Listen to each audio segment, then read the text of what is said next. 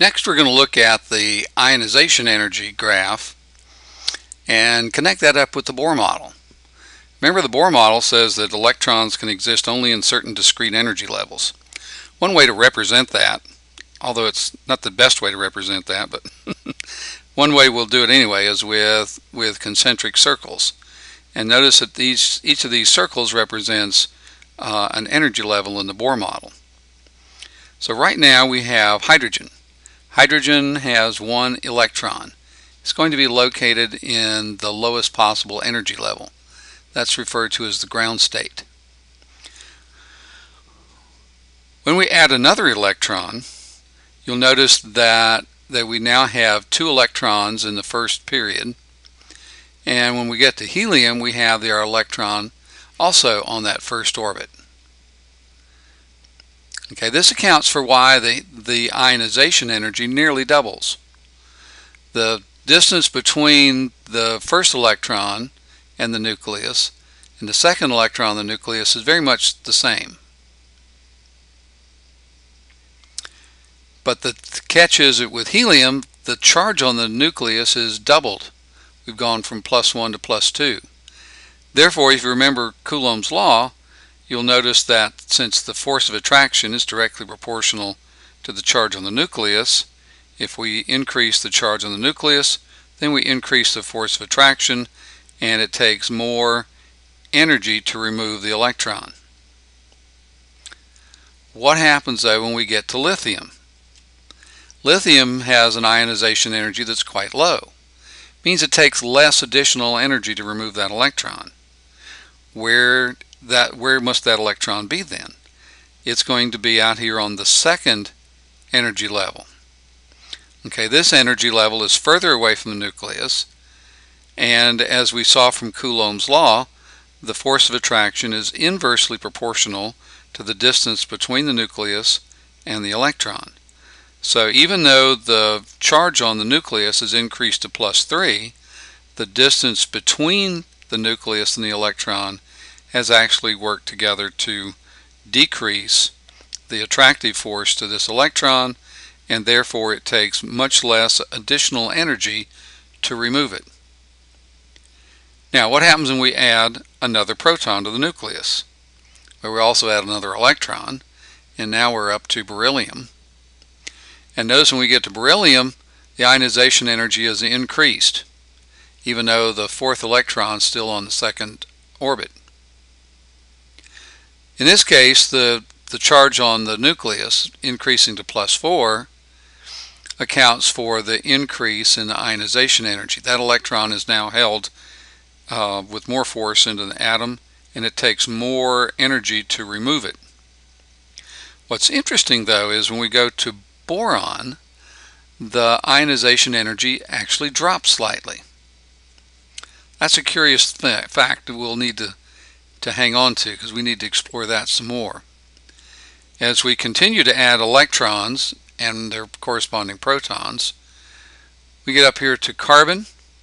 Notice the ionization energy increases again. Then we go to nitrogen. The ionization increases again. We're adding more protons to the nucleus. The distance to the electron is about the same, and therefore the ionization energy increases because of the greater force of attraction. Here's something curious though. We get to oxygen, the ionization energy drops slightly, and then it continues to increase as we go from fluorine to neon, and then we've peaked out. You'll notice that we now have 1, 2, 3, 4, 5, 6, 7, 8 electrons. So notice we have 8 electrons, which corresponds to the 8 electrons in the second period. Now, where does the next electron go for sodium? Notice that the ionization energy is quite low for sodium. That must mean that that electron is located on the next energy level. So it's even further away from the nucleus. So even though the nucleus has 11 protons, the electron being further away gives us a much lower ionization energy. Then as we go across the next period, you notice that the ionization energy increases until we get up to argon. So it increases because of the increasing nuclear charge. So if we go up to the next element, which is magnesium, we see the ionization energy has increased. But there's that curious little dip again. As we go across to aluminum, the ionization energy drops and then begins to increase again for silicon, for phosphorus, a little drop for sulfur, then increases again for chlorine and argon. And you'll notice again we have 8 electrons in the third period. You may be noticing that this also corresponds to the periodic table. In the first period on the periodic table we have hydrogen and helium. On the second period we have 8 squares from lithium to neon, and on the third period we have 8 squares from sodium to argon. So there's a direct connection between the ionization energy, the Bohr model, and the shape of the periodic table. Well, what happens when we get to potassium? Potassium begins the fourth period on the periodic table, and it also begins the 1, 2, 3, 4th energy level in our Bohr model. You'll notice that as we increase, we're not going to do every electron, we jump all the way up here to krypton. Notice that we now have 18 electrons there. You're free to count those.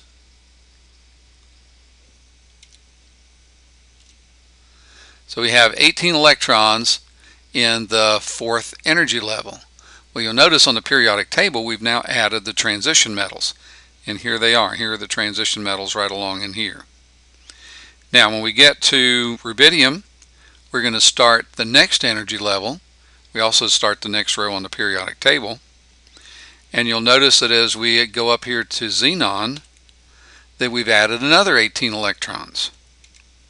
So in our next period we have 18 electrons. So you'll notice the 2, 8, 8, 18, 18 that clearly matches the periodic table. And of course, if we jump out here to cesium, we would be beginning the next energy level.